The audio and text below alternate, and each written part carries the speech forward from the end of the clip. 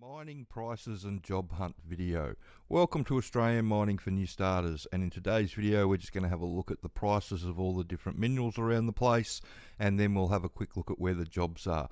But just to start with, I just want to cover the gold price in Australian dollars, because over the weekend it has made a new high. So it's $3,542 an ounce, and at that price everybody is making lots of money. It's where all the jobs are now. All the other metals are doing and the other things that we mine around the country, which I'll go through in a minute, are all doing very average, but the gold price is doing great. So if you want a mining job, this is where you need to be going. So if we come over and we have a look at the iron ore price, it's dropped below $100, so it's on its way down like it's been discussed. That still makes it about $150 Australian an ounce.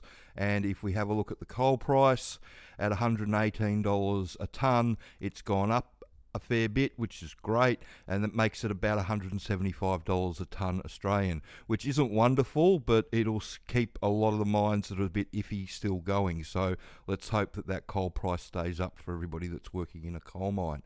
But if we come over to our mining job map, so this is the map of all the gold mines around Australia, and this is where you need to be targeting. Because of that price, everybody that's got a gold mine at the moment is ramping things up. Because of the iron ore price and automation, everybody in that section, they're just chugging along with what they've got. They'll be bringing people on just as replacement value for the people that they lose out of their workforce, but they're not actively ramping anything up like the gold mines are actively ramping up at the moment. We just had a guy come over from New Zealand. He did the work ready package. He arrived in Perth on the Monday, and then not the Friday of that week, but the Friday of the next week, he was doing a medical for West Gold for a truck driving job underground.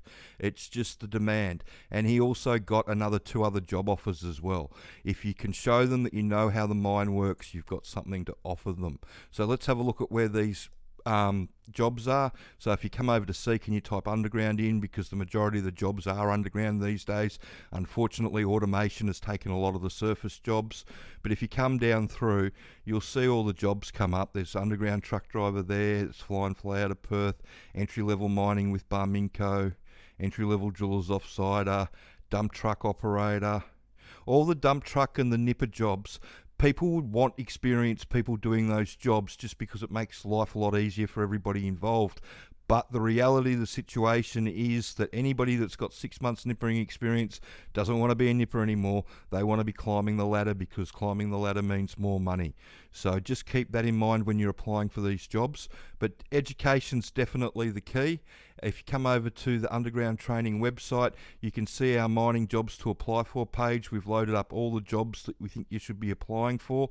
But you can also come up, and if you go into the courses column, you can have a look at the different training packages that we've got. So we've got a DIY and we've got a work ready. That's the one where you get a bit of help.